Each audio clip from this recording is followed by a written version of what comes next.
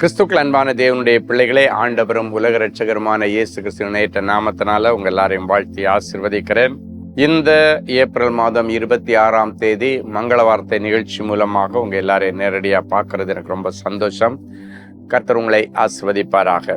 நிறைய பேர் காலையிலே எழும்பி உட்கார்ந்துட்டு எவ்வளோ எஃபர்ட் போடுறேன், ஒன்றும் சக்சஸ் ஆக மாட்டேங்குது, எவ்வளோ முயற்சி எடுக்கிறேன், எப்படியாவது எழும்பி ஜொலிச்சிடணும்னு நினைக்கிறேன், ஆனால் ஒன்றுமே நடக்க மாட்டேங்குது, ஒரு அடி எடுத்து வச்சா 4 அடி சறுக்குதுன்னு சொல்லி கண்ணீரோட உட்கார்ந்துருக்கிறீங்களா? இன்னைக்கு சூப்பரான ஒரு மங்கள வார்த்தையோட ஆண்டவர் நேரடியா வந்து உங்களை சந்திச்சு உங்களை பிளஸ் பண்றாரு. தானியேல் 12:3 இப்படியாய் சொல்லுகிறது, ஞானவான்கள் நட்சத்திரங்களைப் போல சதா காலங்களிலும் பிரகாசிப்பார்கள். நட்சத்திரம் பிரகாசிக்கிறத நீங்க பார்த்திருப்பீங்க. அப்படியே மேல நின்று ஜொலிக்கும் நட்சத்திரம், அதுதான் ஸ்டார் அப்படின்னு சொல்லுவாங்க. இன்னைக்கு நிறைய ஸ்டார்களை நம்ம சமுதாயத்துல நம்ம பார்க்குறோம். இவங்க இதுல ஸ்டாரு, அவங்க அதுல ஸ்டாரு, இவங்க இதுல ஸ்டாருன்னு சொல்லி ஒவ்வொரு ஃபீல்டுலயும் ஒருத்தர் ஸ்டாருன்னு சொல்லுவாங்க.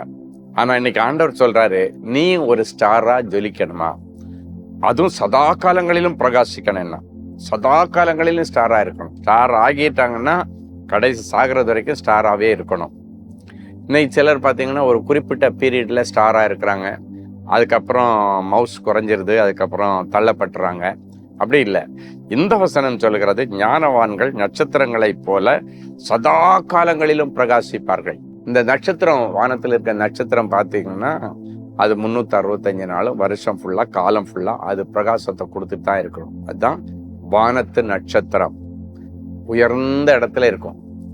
ஆண்டவர் என்ன சொல்றாரு, அந்த நட்சத்திரங்கள் எப்படி எவர் கிரீனா உட்கார்ந்து பிரகாசிச்சுட்டு இருக்கோ, சதா காலங்களிலும் பிரகாசிச்சுட்டு இருக்கோ, அதே போல தேவனுடைய பிள்ளைகளாகிய நீங்களும் சதா காலங்களிலும் நீங்க பிரகாசிக்கும்படிக்கு உங்களுக்கு என்ன அவசியமா?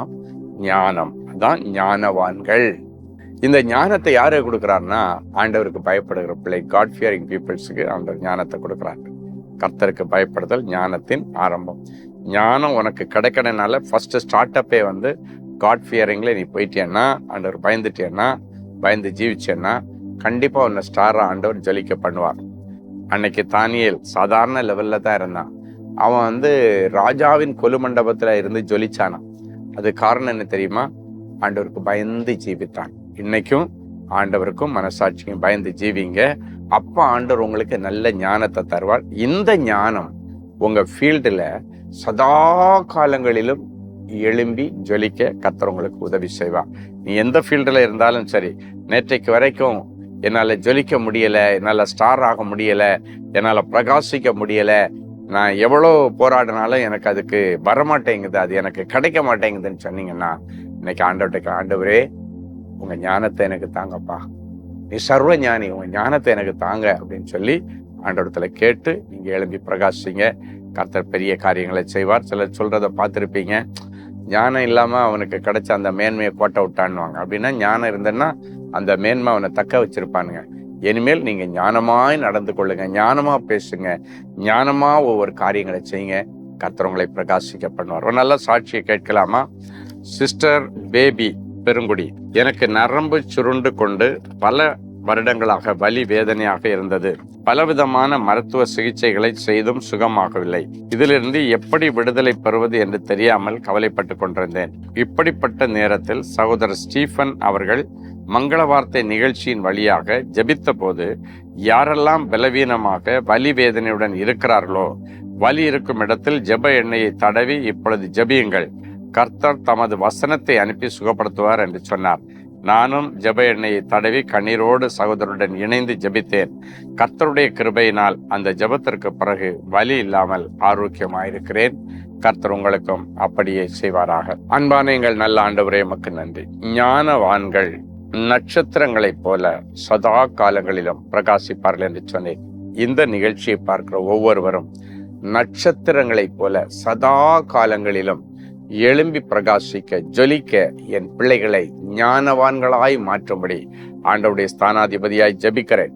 ஞானத்திலே குறைவுள்ளவன் சம்பூர்ணமாய் கொடுக்கிற தேவனிடத்துல கேட்டு பெற்றுக்கொள்ள கடவன் என்று சொன்னீரே. சம்பூர்ணமாய் கொடுத்து என் பிள்ளைகளை நீர் ஆசீர்வதி, கனப்படுத்தும், பெரிய காரியங்களை செய்கிறதற்காக உமக்கு நன்றி, உமக்கு நன்றி.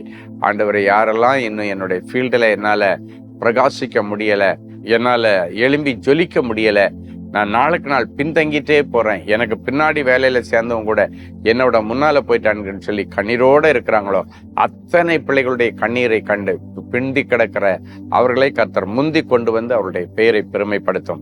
இப்பொழுதும் பிறந்த நாள், திருமண நாளை நினைவு கூறுகிற பிள்ளைகளை ஒரு விசை கண்ணோக்கி பாரும். புது எண்ணெயால் அபிஷேகம் பண்ணப்படுகிறேன் என்கிற வார்த்தையின்படி இன்றைக்கு என் பிள்ளைகளை புதிய எண்ணெயினால் அபிஷேகம் பண்ணி அற்புதங்களை செய்யும். இயேசுவின் மூலம் பிதாவே.